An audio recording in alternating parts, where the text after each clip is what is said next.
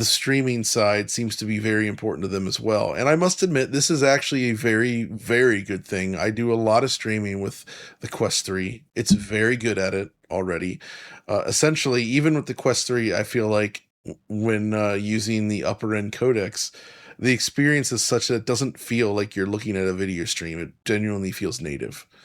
And that's super important. And until you've experienced it, playing VR without a wire, it's game changing. It completely, for me, it actually completely changes how I played VR games, especially first person, like shooting style games, because you can spin in any direction as much as you want, and you essentially steer your camera and character by your actual physical position. Whereas with the cable, you have to constantly be aware of the cable position so as not to like twist it up, right?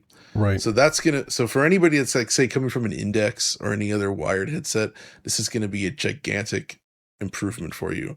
But Oliver, you've actually tested it then. Yeah. So yeah, I have. what was this experience like? And also, have you used Quest 3 streaming? I have used Quest 3 streaming, actually. Cool. I tested out Quest 3 streaming in some detail, both before and after I went to the event, just so I'd have some grounding in it. And it feels, I would say, fairly similar to that experience when it's working really well. But the Steam frame, I imagine, because of its suite of technologies, should work well much more of the time, if not all of the time here. Right. So key here is that special wireless adapter, which you mentioned, and that's specifically to facilitate very low latency and very high quality PC streaming.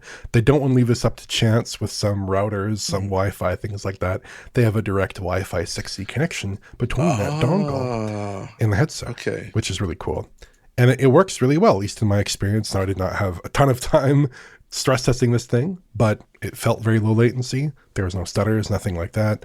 Very high frame rate, very fluid. Felt indistinguishable from native. Out of all the VR experiences I've had, this felt completely indistinguishable from some experience that I could have had on a headset natively or running with wires, something like that. It felt very high quality.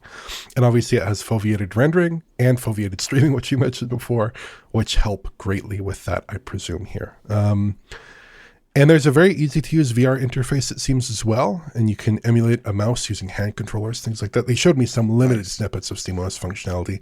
It was not in too much detail, but I could see there's like the SteamOS interface presented in a 2D interface that was stretched out in front of you. And if you're used to using SteamOS, you should know that this is a pretty easy interface to navigate. And it seems similar in broad strokes to a MetaQuest 3 with Steam Link, with an application like that, or like a virtual desktop kind of interface, something like that. But it felt more comfortable, more premium, and with greater ease of use. That's my impression. Because it runs SteamOS, because it has these technologies, it should just be like the most premium streaming experience that exists in the market today. That's my expectation, and that's what I think it will deliver. That's very cool. This dongle setup, though, you're saying that's connected directly to the PC. Yes, over USB, yeah. And that creates an interesting potential conundrum as well. So I'm curious to see how this plays out. For instance, my PC is here on the second floor of our house. Sometimes I do wireless VR play in this room, but it's not a huge room. So what I often do is play VR downstairs in the living room, which is larger, or on the patio even. And because it runs through the Wi-Fi router, and I do have a good router for this, it actually works.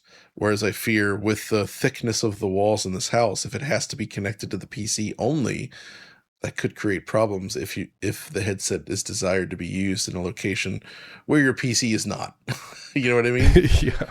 So that could be a drawback, I guess. And I'm wondering, do you know if there's any other, is that the only method for streaming through the dongle? Or is there some other, or can it still work similarly to the Quest? I'm actually not sure about that, but they really did seem to emphasize the dongle as the way of the future on this device. Now, one final thing on this then, and this is like synergy, man, synergy, right? You've got the Steam machine, the new Steam machine, the little cube, the GameCube. Right. Can you use the headset with the GameCube for streaming? Yes, they specifically emphasized this device in combination with the GameCube, the Steam machine. There we go.